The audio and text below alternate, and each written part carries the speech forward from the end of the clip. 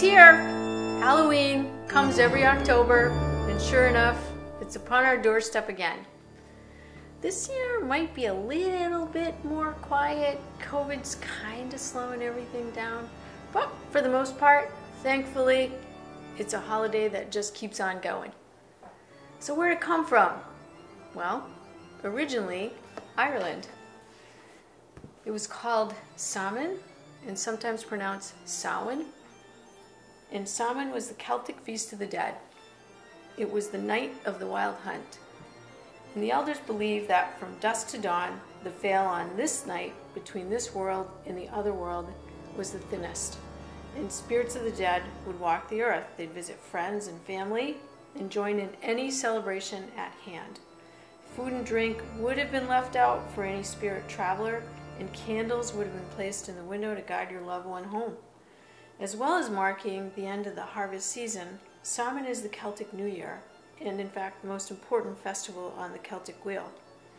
On this night, the old god dies and returns to the land of the dead to await its rebirth at Yule. So how'd it go from that to trick-or-treat? Well, during the medieval era, it evolved into something called souling. And during souling, soul cakes were baked. And every household would have put candles in the window, and door to door would have been a band of people singing, and with that singing they were offered the soul cake and a little bit of wine probably, and they'd move on to the next house. Blessings upon your home if you responded. And where'd it go from there? The Victorian era ushered in a very, very different Halloween. It was called All Hallows Eve.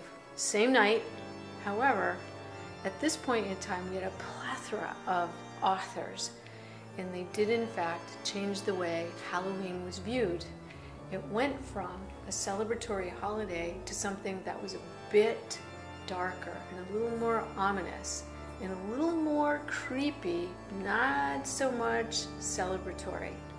Plays at that time came out: Edgar Allan Poe, Charles Dickens, and the granddaddy of them all, Bram Stoker, probably responsible for some of the scariest written word about all things Halloween ever. And from that point, where'd we go? Into almost modern day trick-or-treat, as it is known and called today.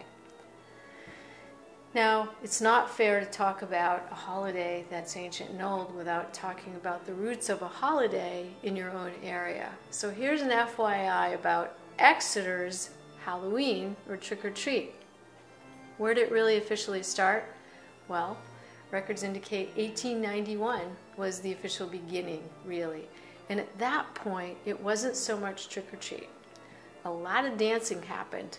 Costumed dancing, as it was known as. And this went on for about 2 decades, so really what we're talking about is a costume party with lots of dancing, drinks, parties in private homes. Along with that, however, while the adults were out there dancing, the kids were out there doing mischief. And what did they do? The things that kids would do. Back then, wasn't unusual to find a wagon on top of your house. Wasn't unusual to find animals let loose. Wasn't unusual to find all manner of mischievous things, including, maybe, but not always, your outhouse in a really different place than where it started out early in the evening. At that point, we had to do something about it, and it was really urbanized, if you will, and it was legislated. We made this something fun, trick-or-treat. And you were allowed to go out, dress up, and get candy. That is in fact what stemmed the tide of hooliganism or mischievous behavior on Halloween. So, this Halloween, trick-or-treat, if you will, hand out the treats and you won't get tricked. Hope you enjoyed this moment of Exeter's history.